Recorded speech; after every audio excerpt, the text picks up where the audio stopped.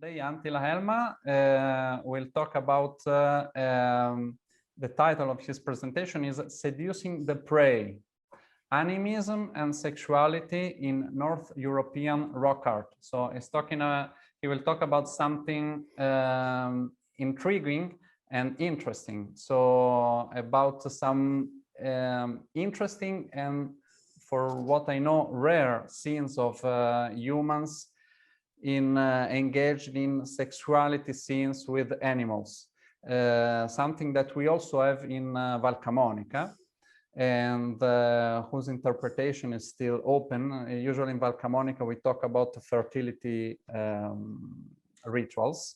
I would like to introduce Antti also. So he's a PhD in archaeology in the University of Helsinki. He's a senior lecturer in archaeology and a docent of archaeology at the University of Helsinki.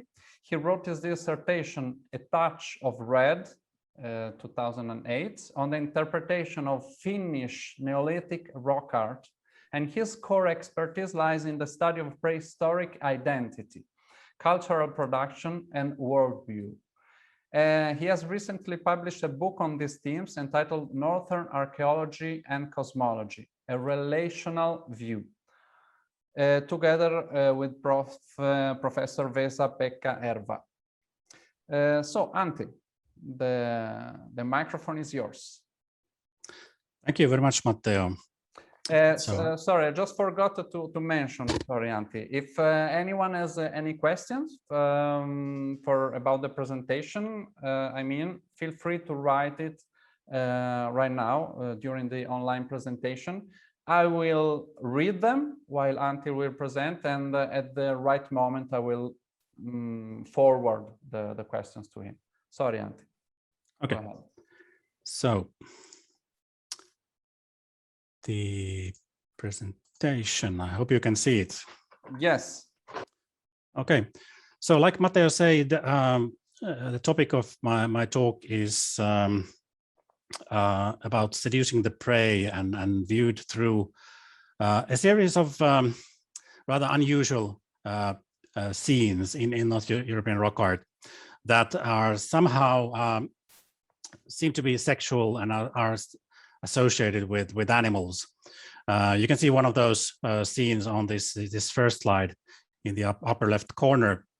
I'll get back to that in a minute. So these are rather sort of bizarre and strange scenes that people have tended to pretty much overlook and laugh a bit about them and haha, that's weird, but let's talk about something else instead. But they are not terribly common. They occur at a few of the really important, large and complex sites.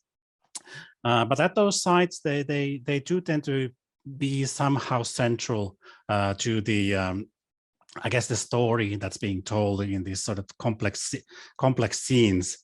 For instance, they are often rather large, such as this chap here is one of the largest figures at Kanozero in northwestern Russia, where this is from. So they could be really actually quite interesting and important from the point of view of interpretation. So there seems to be this curious relationship in rock art, especially from the Stone Age, between hunting and sex. And I will try to connect that phenomenon to two theories, or maybe sort of interpretive frameworks known as animism and relational ontology, both of which have been discussed quite a lot in especially hunter-gatherer archaeology recently. Animism, of course, is a term that's been around for a long time, more than 100 years, maybe even 150.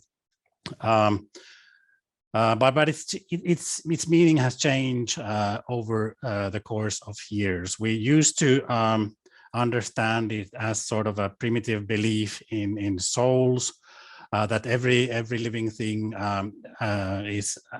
has some sort of a soul essence and is perceived to be alive, and some early anthropologists viewed it as the sort of earliest religion, some kind of primitive very first stage of spirituality, which was then superseded by more complicated, more complex forms of religion.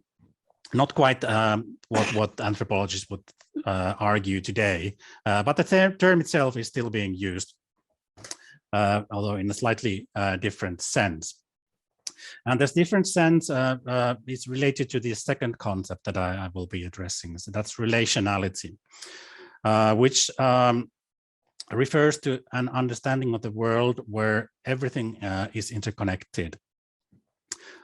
Even the very existence of things and the sentience of things and beings sort of arises from the fact that they exist in this sort of interconnected web of relations. That's where the term relationality comes from. It's all about relations. And then those relations exist between humans and humans, but of course also between humans and animals and humans, and artifacts and humans, and things like natural phenomena like thunder or clouds and humans and animals. So they form this sort of wide web of life and sentience, which sort of emerges everywhere in the world. And everything as a result can be potentially also sentient and an independent agent. So it's not just humans that are independent agents and cause things to happen, but also animals do that, and even artifacts do that, and natural phenomena do that. So that's relationality. These two concepts of animism and relationality, they are related, but they're not identical. They have different intellectual histories behind them. So I chose in this slideshow as my sort of introductory picture a scene from the rock art site of Kanosero in Kola Peninsula in Arctic Russia that I believe is also related to these themes of sex and animism. And I think it illustrates them in an interesting way. So this is a photo of the previous scene. So here we have the tracing. This is the photo of how it actually looks in nature. Although not here, it is covered by a plastic sheet. It's being recorded by my colleague Jan Magne Gjerde from Norway. Kanosero is a fairly recent discovery. It was discovered in mid-1990s, and it's a really rich and interesting site that sheds important light also on previously known sites from Norway and Sweden and Finland. So it's clearly related to sort of thematically to sites like Alta, which is a UNESCO World Heritage Site, and Nemforsen in Sweden and so on. But it has its own idiosyncrasies, such as sexual imagery, of which there is quite a lot actually at Kanosero. Here's once more a tracing of this particular scene. It's a large site. It's just one of the scenes from Kanosero, but it's a particularly interesting and complicated scene. There's a lot of interesting stuff going on. There's whaling groups, there's hunting parties, there's snakes and humans and badgers and whatever going on. But then there's also this chap here in the center, which shows this large sexually aroused man who's facing a bird and holding some kind of animal-headed staff in his hand. And it seems like a really bizarre scene. We can identify some of the elements in this scene, such as the staff, which is a real item. We know that because we found such things in various different sites throughout Northern Europe. They occur for a long time and in a wide geographic region. We can probably also identify the bird. It's most likely a wood grouse, which is a big bird related to chicken. It's quite tasty, and it's traditionally been hunted and an important prey animal. So it's a hunted animal. But why is the man not trying to hunt the animal, but waves some kind of a staff at it? And why is he so obviously turned on sexually? It really sort of begs the question, so what the hell is going on here? And it's not the only scene of its kind. There are other similar scenes that seem equally baffling, and they often seem like central parts in the composition, and so seem to be important for a sort of more general understanding of the art. I think I have some sort of an explanation to them, but it's not a very straightforward one. And in order to get there, I will start with a couple of stories. Now, stories are great for illustrating things that are otherwise difficult to explain or relate to. That's why people have always been telling stories and telling myths.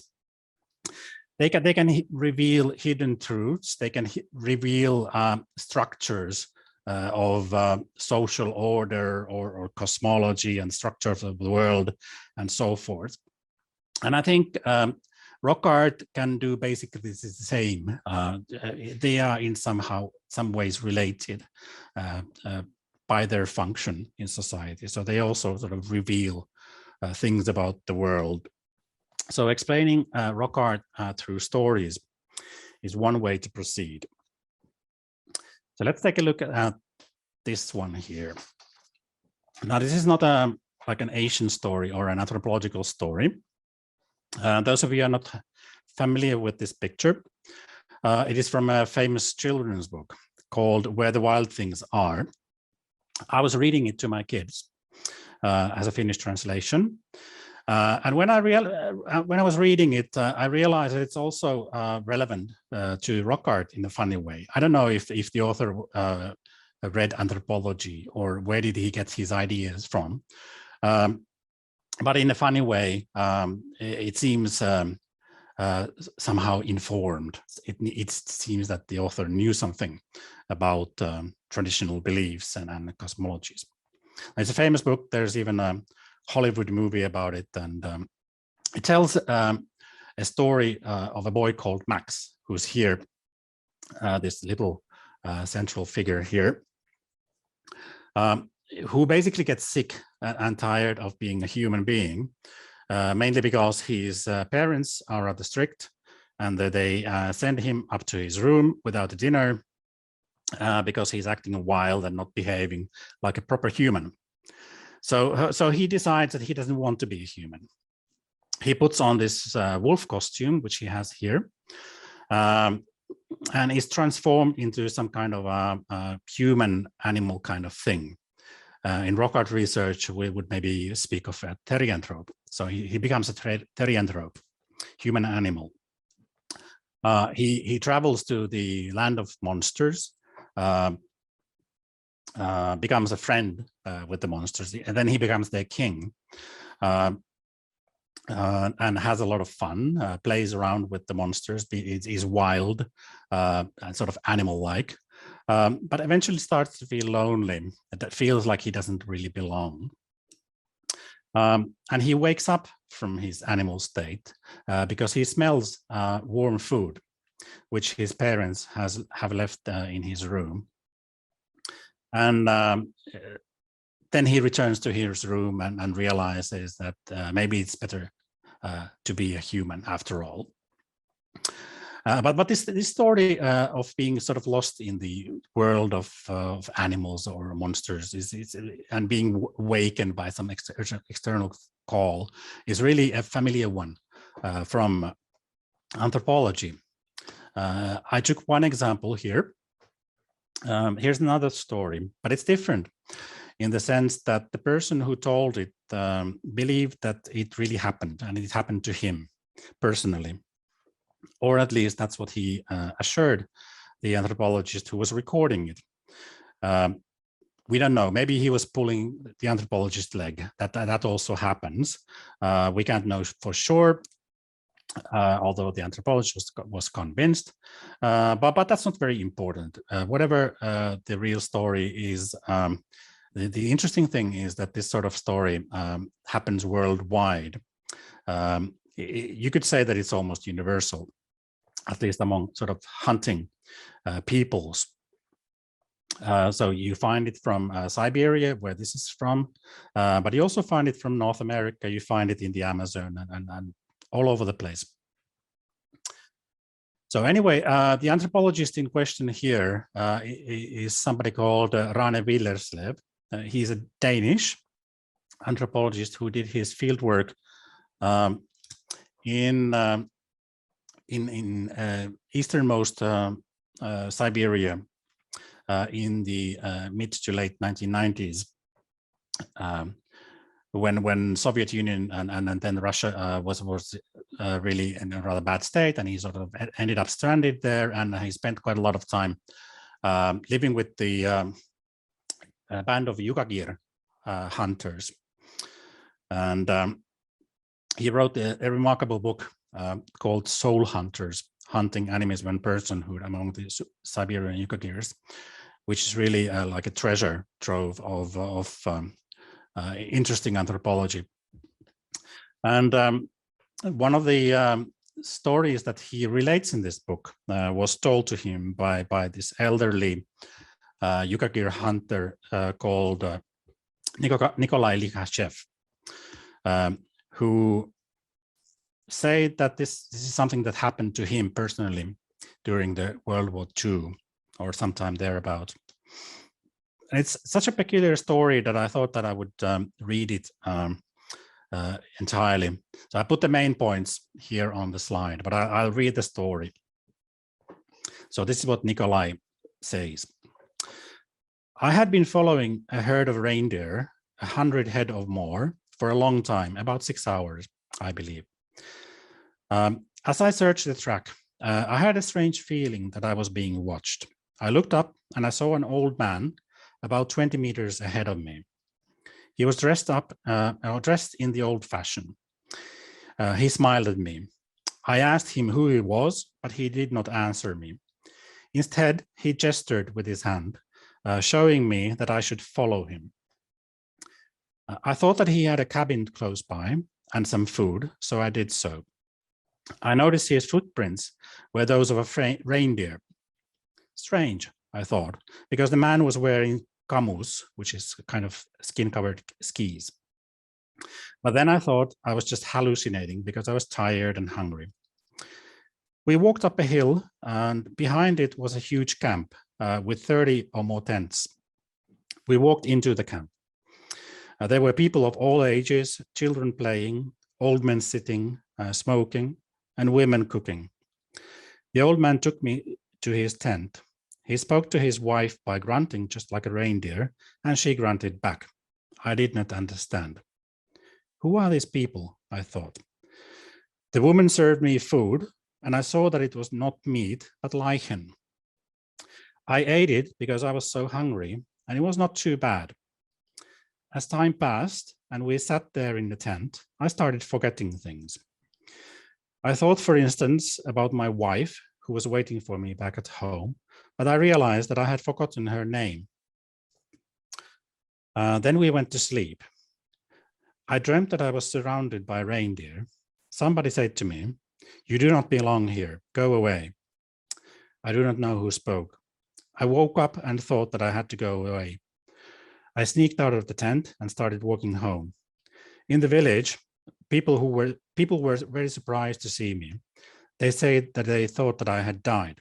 What do you mean? I asked them. I have only been away for a week. No, they said, we have not seen you for more than a month.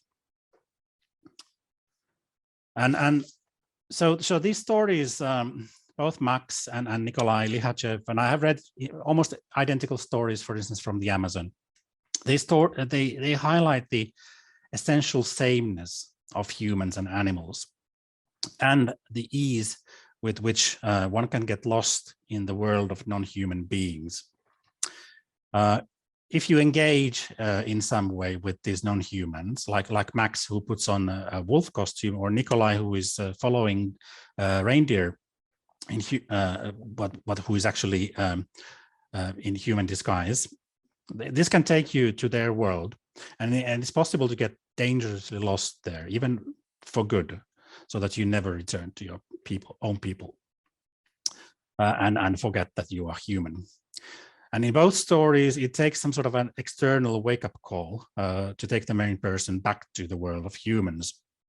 For Max, it's human food, and that's also a recurring theme in these stories. It's often the food that sort of acts as a signifier that something, positions have changed, your role has changed, and you become a human or an animal, or vice versa.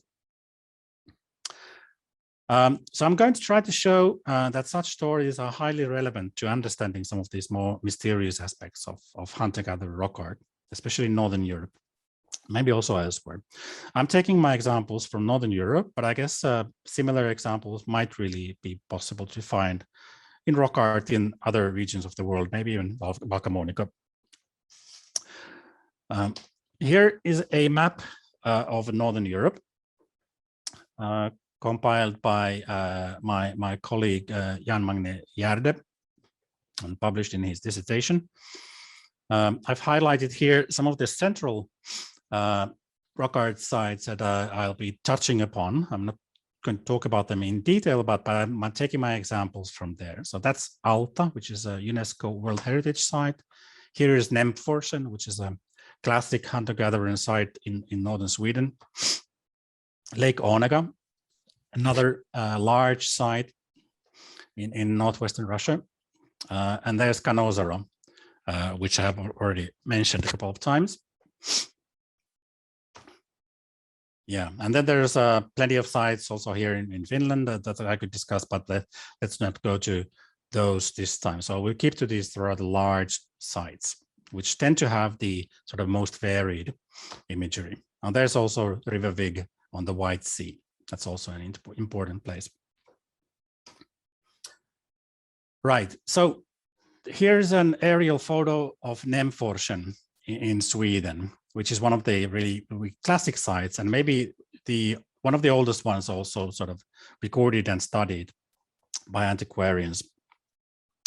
It's located on these cliffs on a rapid, which is now obstructed by a modern power plant, but it has been a rather wild place in the past. So there's a picture of Nämforsen in the 19th century before the power plant.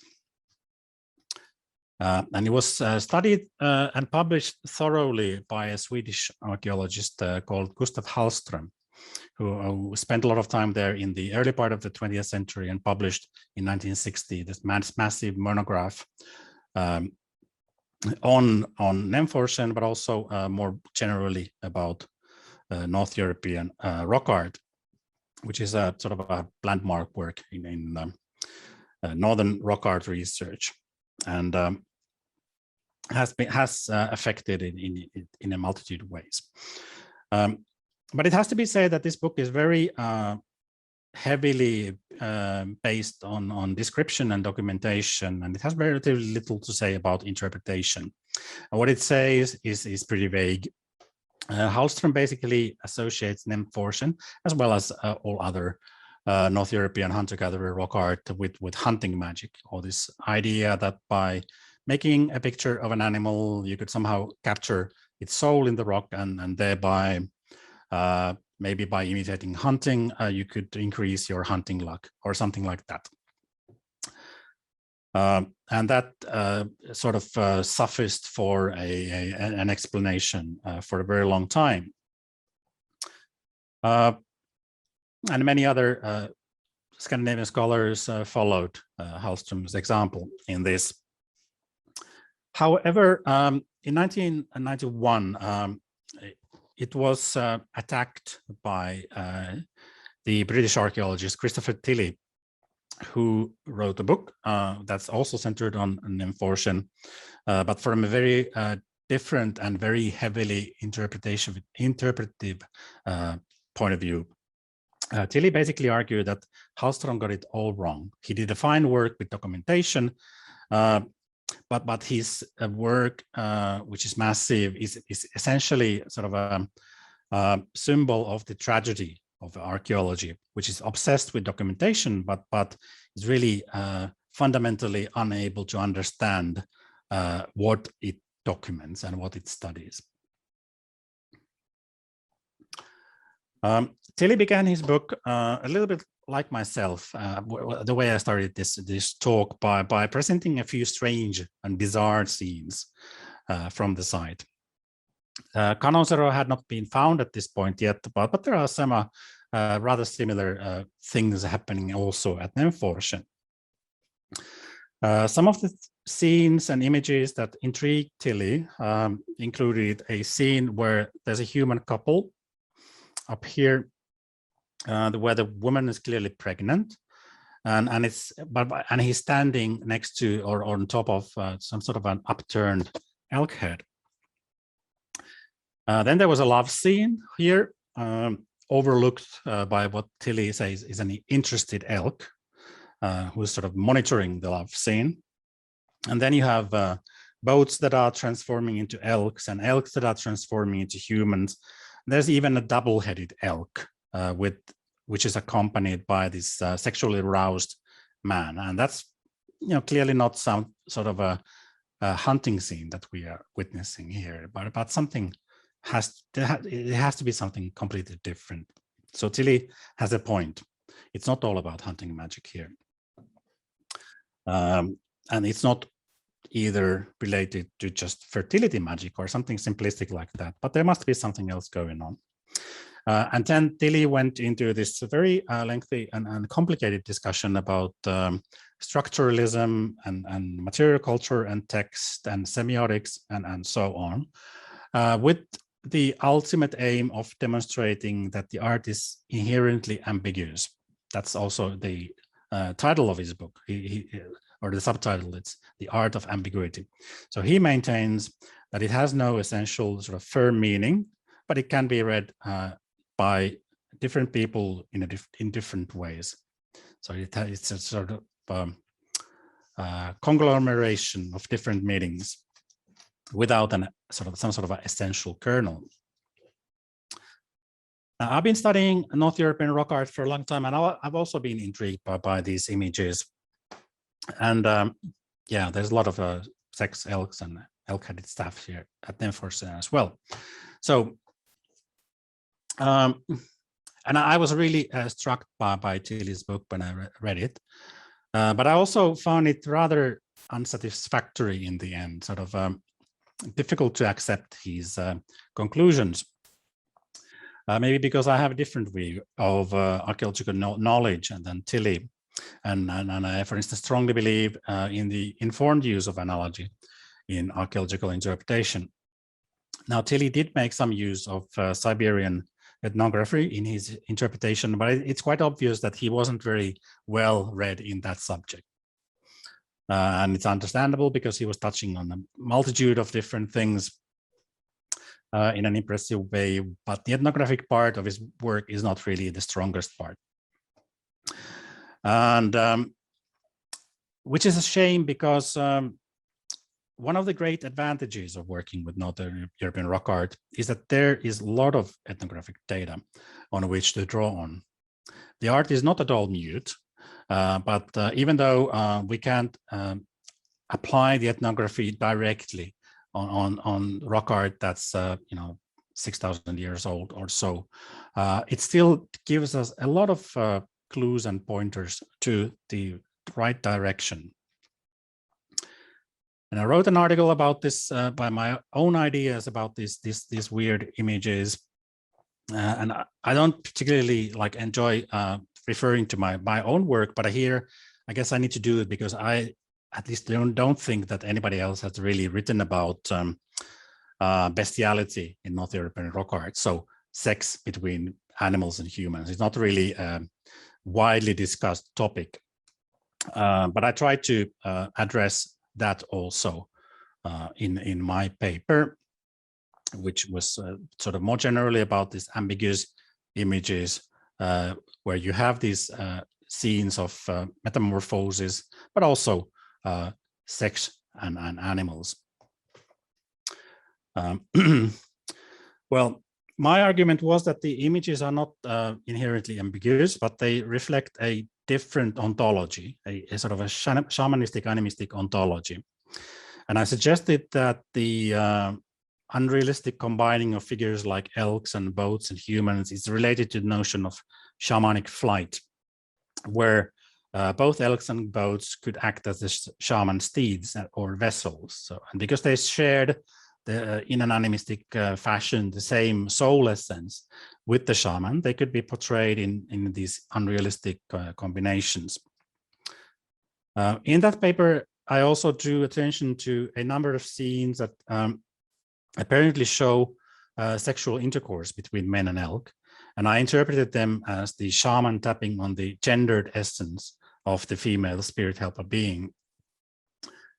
Now, sexual symbolism is heavily present in the shamanistic seance, which gradually increases in tempo and reaches a climax. So in a sense, it resembles sexual intercourse. And we also know that Siberian shamans were believed to have sexual encounters with their spirit helpers. So there is clearly this connection between sex and animals via shamanism.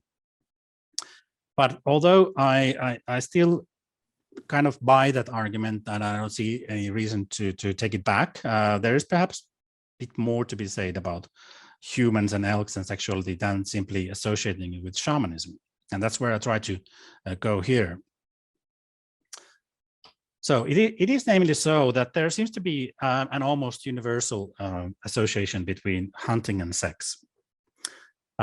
This association is, of course, particularly obvious in among traditional hunting cultures, but it can be found among sedentary and farming cultures as well, even urban ones like the ancient Greeks. Here's an example from a Greek vessel, a black painted vessel, and in Greek mythology and tradition, you can find plenty of examples of the association between hunting and sex. Judith Barringer has a whole chapter on it, in his book on the hunt in ancient Greece. One fairly recent study found that representations of hunting as sexually charged activity are common even in modern popular culture images, such as, for instance, newsstand periodicals. According to the authors of this study, in the hunting discourse of magazines such as the Traditional Bow Hunter, which is pictures here, both animals, women, and weapons are heavily sexualized. The reason why the authors picked this particular magazine is that bow hunting allows for a more intimate relationship with the hunted animal than hunting with a rifle. And the article is heavily involved in this sort of feminist discourse and makes a moral point. But the association between hunting and sex is interesting also from a sort of anthropological and archaeological perspective. So there seems to be something persistent about this and even universal about this association. And when we find something that seems to be universal, then we have opportunity to apply it to archaeological interpretation of the deep past. Now, Willerslev, the Danish anthropologist I mentioned, maintains that the association between hunting and sex is practically universal among hunter-gatherers. And he cites, for example, the work of Geraldo Reichel Dolmatov, who has worked in the Colombian Amazon in the 1960s and 70s. And he also presents a wealth of examples from his own work among the Siberian Yukagir. And I put some citations here on the slide. Willerslev thinks that this association with hunting and sex arises from the mimesis, or sort of mimicking involved in seducing the prey.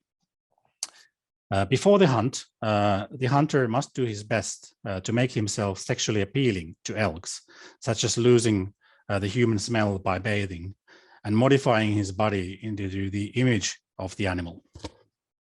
And in the course of the hunt, he must make animal calls and move in a seductive way.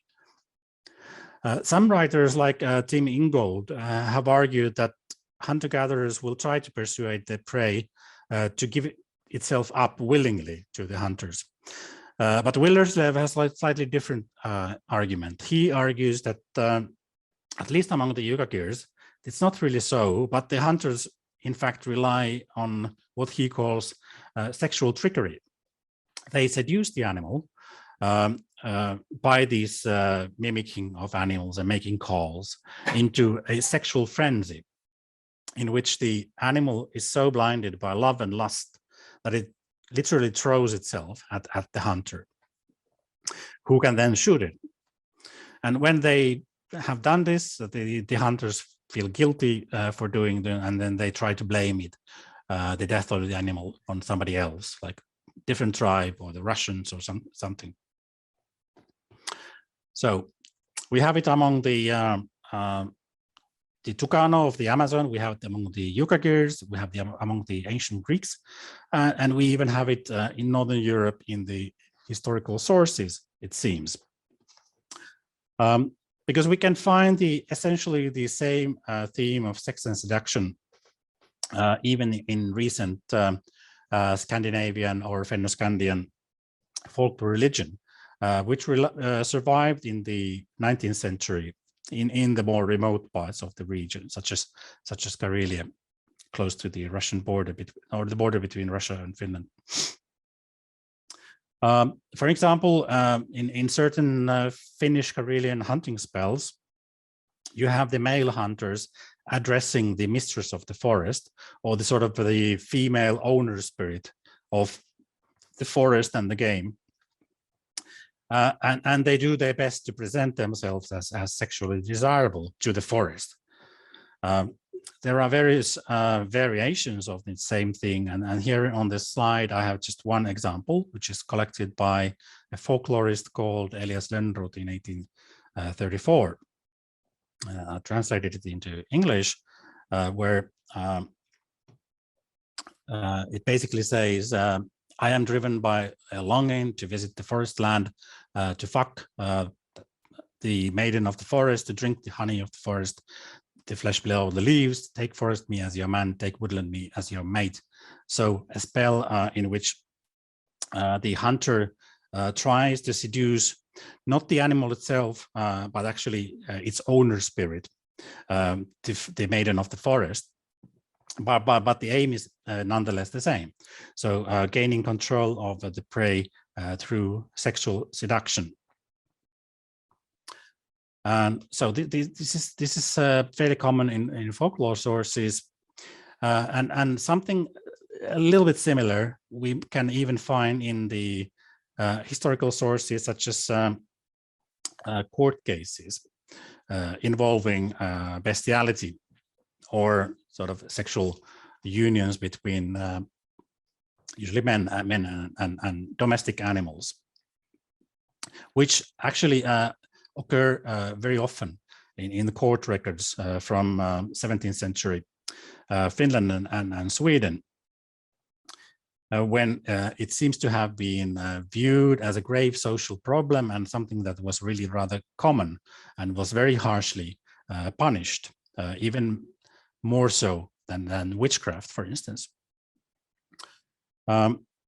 Sometimes these court cases feature instances where men were accused of having sex with forest maidens as well, just as in hunting spells. But maybe more significant for this current topic is the fact that cases of bestiality are really prominent in the court records. Unlike in most of Europe, death sentences related to bestiality were far more common in the 17th century and 18th century Finland and Sweden than, for instance, witchcraft. And that sort of raises the question, why was it so common? Why did the legal system treat it so harshly? Maybe there was more to it than simply this sort of a sexual digression. And significantly, it seems that at least in some of these cases, such as this one here, cited on the slide, the animals were viewed, at least to some extent, as being responsible to these crimes. That they were also active agents and seduced men in some instances, and they could also be burned at stake because of their offenses. So they had agency in these encounters. Historians of religion have been willing to interpret this rather bizarre situation so that elements of folk religion continued and affected even court cases in 17th century Finland. So there was a belief in this sort of animistic understanding where cows, for instance, could seduce humans. And the historians have been a little bit less, more reluctant to interpret it that way. It's not really completely clear what's going on here, but it's an interesting case of continuing sort of, let's say, sexually charged interaction between humans and animals still in the historical period. And that's something that can happen when animals are taken into households and into social networks, as they were in small-scale farming. This can involve caring and nurturing, but it can also involve sex. And although sex with animals is viewed as bizarre and repulsive from a modern Western perspective, in an animistic non-Christian context, it may have been seen as, in some ways, as perfectly normal. Now, going back to the anthropology, among both the Tukano and Yukagir, flirting with animals was considered dangerous from a different point of view. A close encounter with the hunted animal could, as we saw in these stories, it could lead into a too deep immersion in the world of animals. So if the hunter who's hunting a prey starts to feel pity and falls in love with the animal, then perspectives can actually change. The hunter may see the animal as an attractive woman, follow her to her village, marry her, and start living with the band. And that's something that in Tukano and Yukagir stories, the issue of having sex is crucial. If the hunter makes the mistake of having sex with the prey animal, then it's basically game over for the hunter.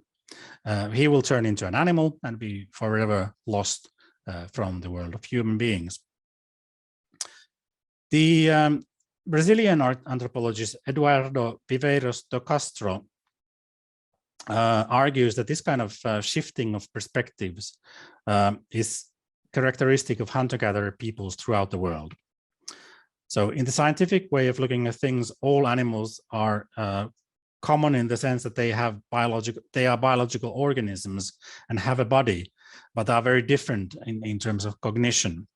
However, in the perspectivist view of looking at things, the different bodies are unimportant. They are just a surface, but all living things share a mind or a soul. So in other words, all animals essentially view themselves as human beings. They just have a slightly different perspective. From the perspective of an elk, for example, moss or grass might look like meat, and humans might look like wolves and other sort of fearsome predators. So Eduardo Viveiros do Castro calls this kind of thinking perspectivism. In this perspectivist worldview, bodies are open or unstable. They are like pieces of clothing and can be changed. You can put on a wolf costume, like for instance Max does in this children's book. And when different beings, such as humans and elks, come into close contact with each other, for instance, through sharing food, like eating lichen in Nikolai Lihachev's story, or having sex in some of the Tukano stories, these kind of transformations can happen. A human can transform into an elk, but it can also happen vice versa. An elk can transform into a human. And this type of metamorphosis takes place not just with any kind of animal, but especially those that are culturally important. and the ones that are people engage with regularly, such as deer and elks in a northern context. Viveros de Castro also makes the point that artifacts can have similarly subjectivity if the artifact is of particular significance to its owner and has a long history of interaction. Again, this sort of deep immersion with something is what can cause this sort of shift of perspectives.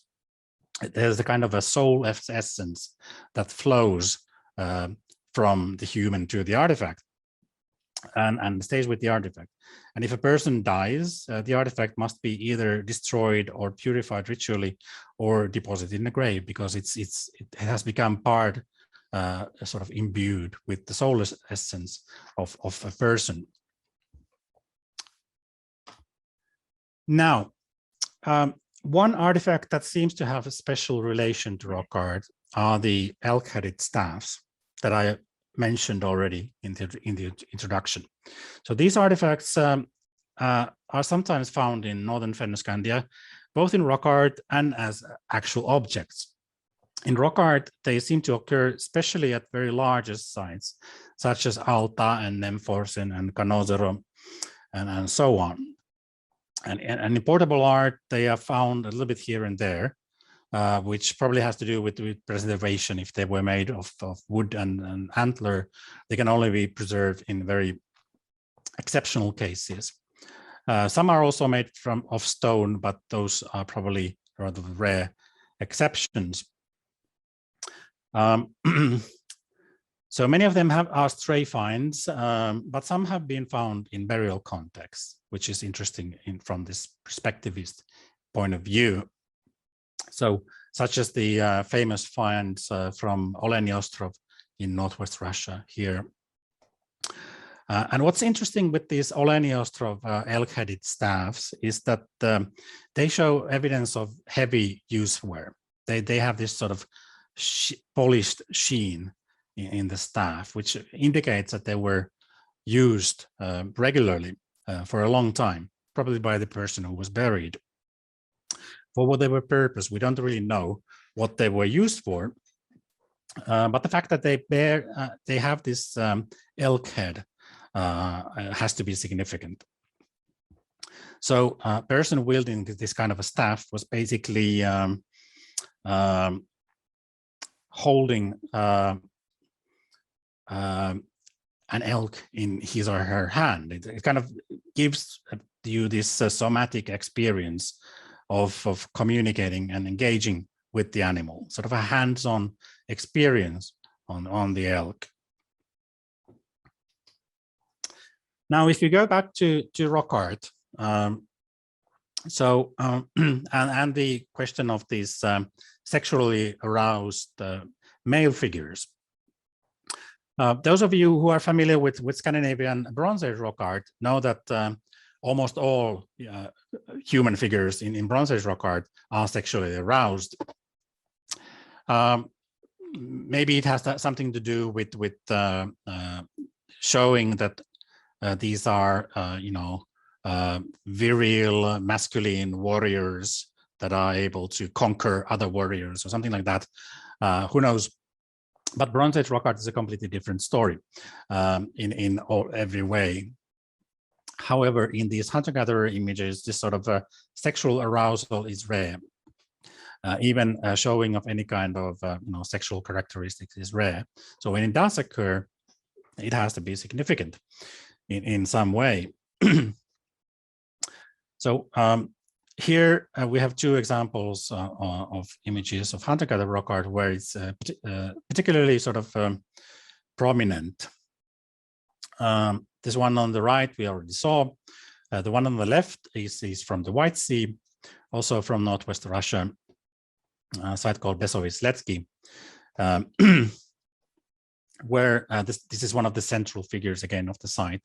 The person has a huge penis and also a huge foot for some reason, and is surrounded by animals.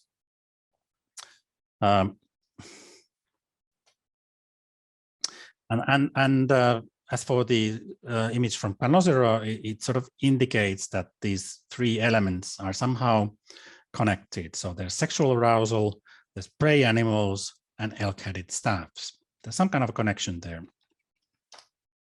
And we see it also at other sites. Here's another figure on the left from Panosero, showing again a person holding an elk-headed or deer-headed staff. It's a bit stylized, but it's still recognizable. Over this human couple, the woman pregnant, the man holding a spear, and he has some sort of a really eccentric long penis, or maybe it's a snake. It's hard to say, but there's still something of a sexual nature and fertile nature going on in this scene, and it's associated with this elk-headed staff. And here on the right, we have a scene with two people holding elk-headed staff. They are juxtaposed against each other, and one of these people seems to be female because she has a swollen belly, and the whole scene is monitored by this huge elk who seems to be very interested in what's going on. And that again sort of reminds us of the scene that Tilly found interesting, where this love scene is overlooked by an interested elk. So the elk in these scenes seems to be engaging with the world of humans in ways that are more complex than simple hunter-prey relationship, and in ways that there's some sort of a sexual connection or sexual charge involved.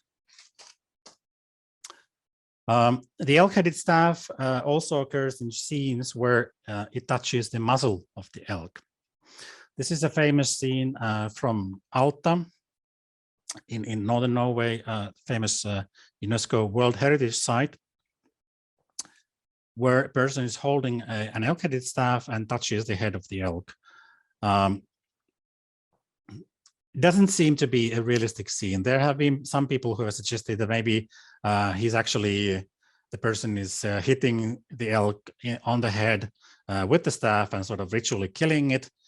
But in practice and using the kind of elk-headed staff that we have discovered so far, that doesn't seem like a very likely option.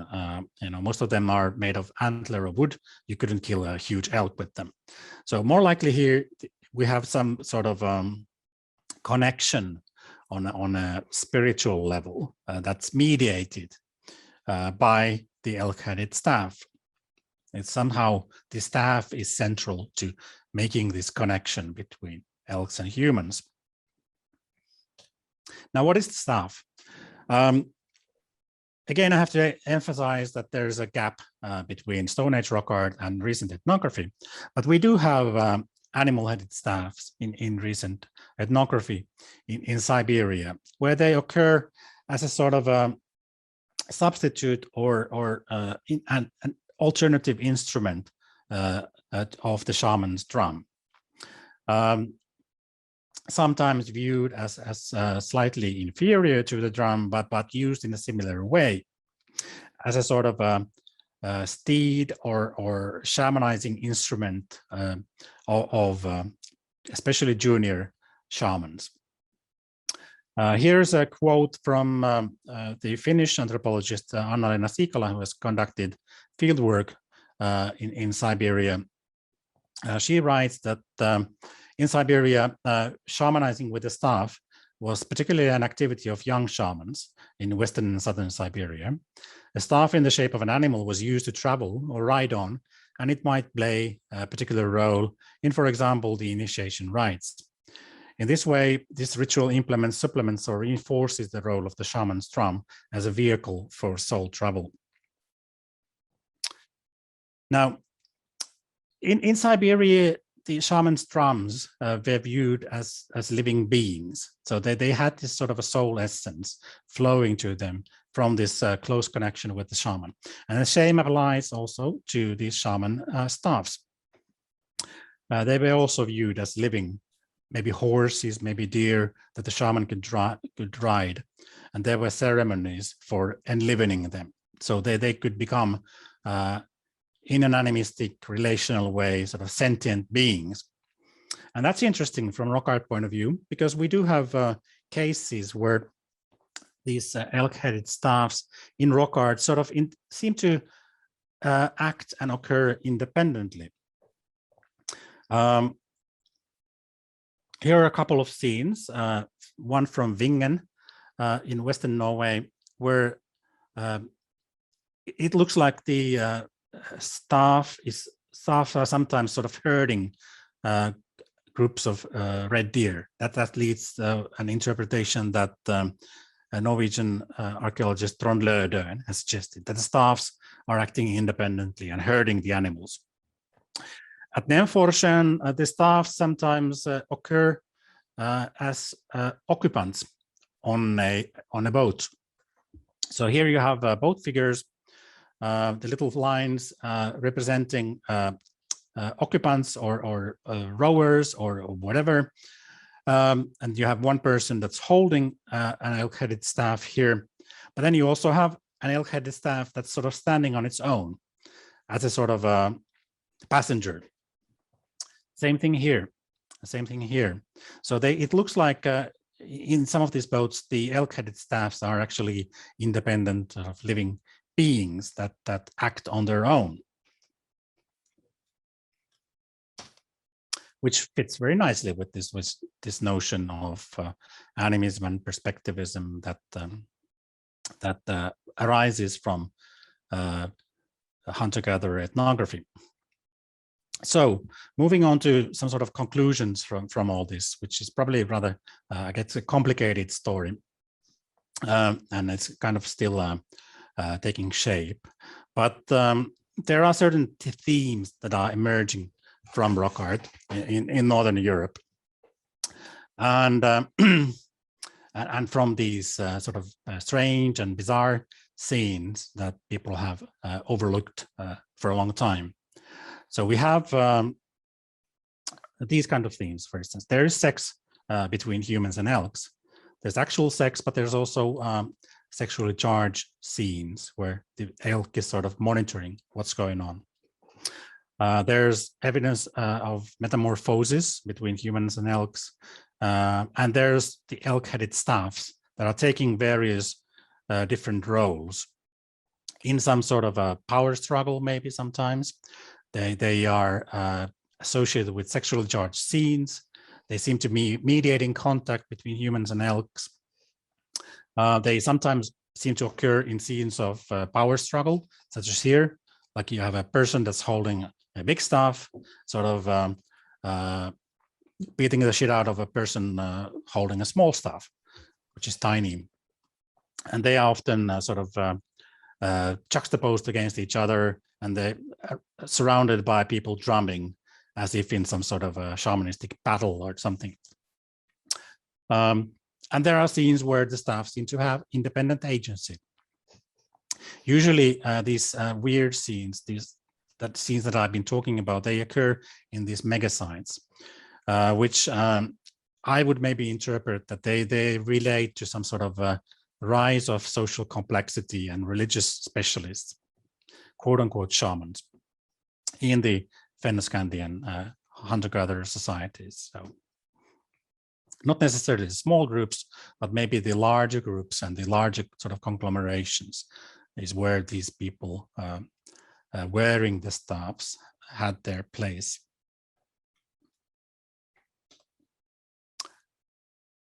So to conclude, because non-human beings in this sort of animistic or perspectivist ontology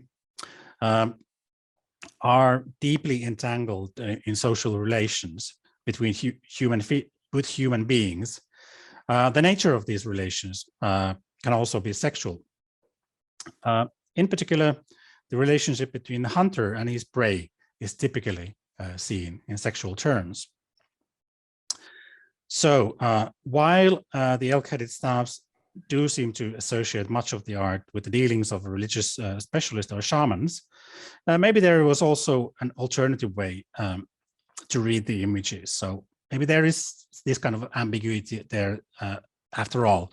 So different audiences may have read different things into these images. So Villerslev writes that among the Yukagirs, the shamans claim to have sexual relations with spirits, but it's not just shamans, but it's also the regular ordinary hunters. They also have in dreams and visions, they have sexual relations with animals. And these encounters were potentially dangerous because there was a risk of being too deeply involved with the animal world, becoming turned into an animal. And that is why the imagery related to them was probably widely understandable and shown in rock art. So it wasn't just addressed at the shamans, but also to the sort of general public. Although maybe the shamans and the lay people may have read it in slightly different ways. So there were different levels of knowledge probably in this art. And that would be my conclusion. And then finally, if somebody is interested in reading more about it and these topics, I'll just put a little blurb here. So I wrote a book together with a colleague and friend of mine, Vesa-Pekka Herva, the professor of archaeology at the University of Oulu in Northern Finland. It's called Northern Archaeology and Cosmology, a Relational View. You can download it for free from, it's an open access book at Taylor and Francis. In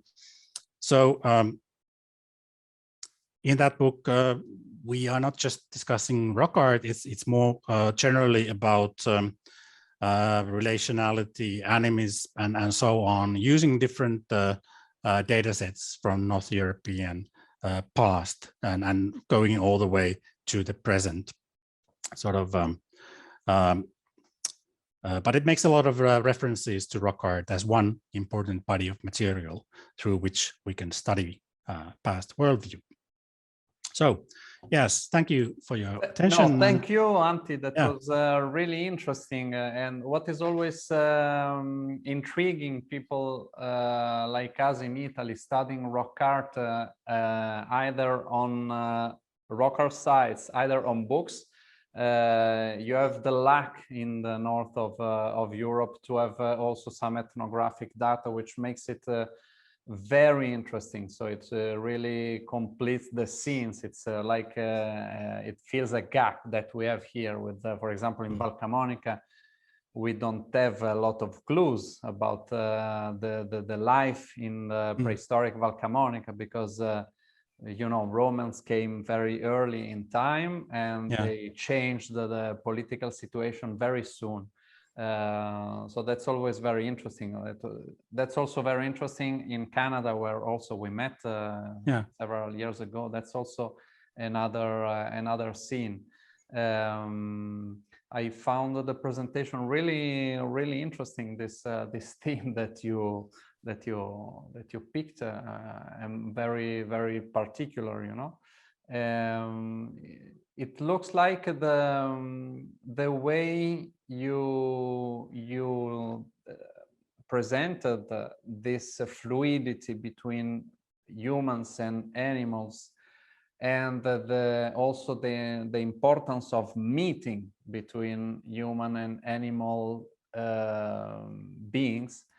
It looks like that this scene, this topic that you choose, is like the Sancta Sanctorum, like the symbol. It might very well be the symbol of what the animistic and shamanistic ideology, ontology is, because it's there that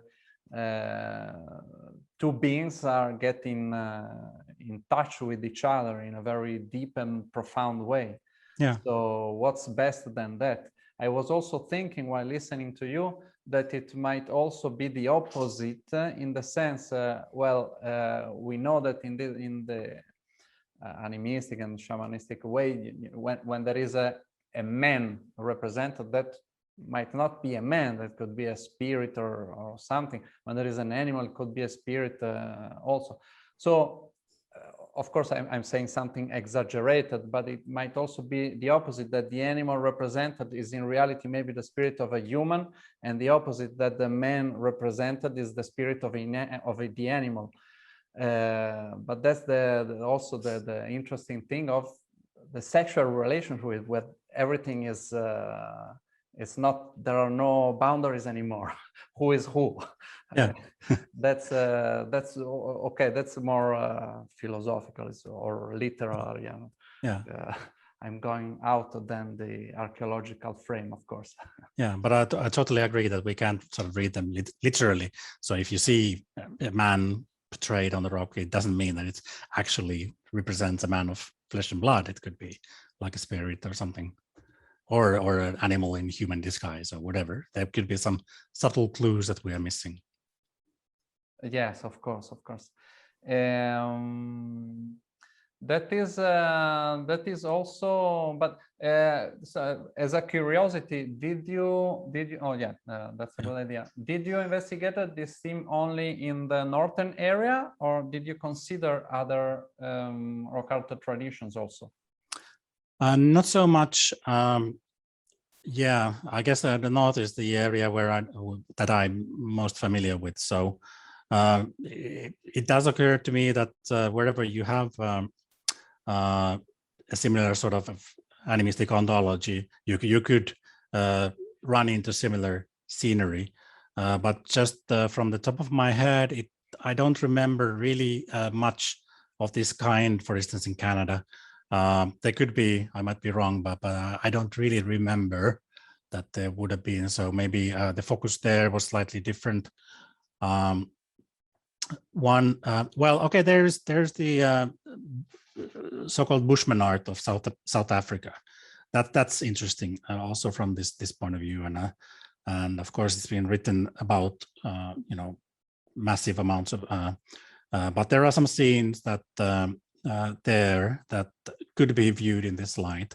I'm thinking particularly about this famous one in Drakensberg.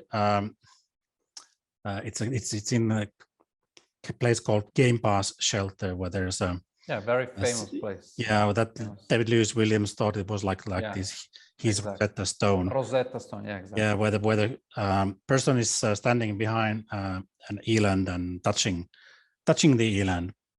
You actually have rather similar scenes. It's also in Northern Europe. So I think, I mean, David Lewis Williams sees their shamanistic connection, but one could also see it, well, not necessarily in sexual terms, but in some sort of a merging of I don't know, identities of humans and animals, sort of swifting perspectives and that sort of thing. So yes. Yeah, probably sun art would be interesting to look at. Yeah. Fantastic. We hope that you will continue this research and hopefully come out with a book with something that can, I don't know, that can travel in the world, and maybe other researchers will take inspiration by your reflections. There are no questions from the public, but that is the organization, because we didn't really make we didn't advertise this talk, which is related to organizational problems. But I'm sure that all the people that will look the presentation in the next days, they will appreciate it. And of course, you can always ask Antti if you have commentaries or curiosities, which what is nice during the presentation is that sometimes, there are just curiosities, somebody staying in another part of the world and I've seen some scenes, so there are some interesting connections that always are created in this kind of moments. I think that we can all thank Antti for this very kind presentation and moment of sharing of his research. So Goodbye. Thank you. Okay. And see you. Thank you, Matteo. To the next conference of Parlando di Arte Rupestre.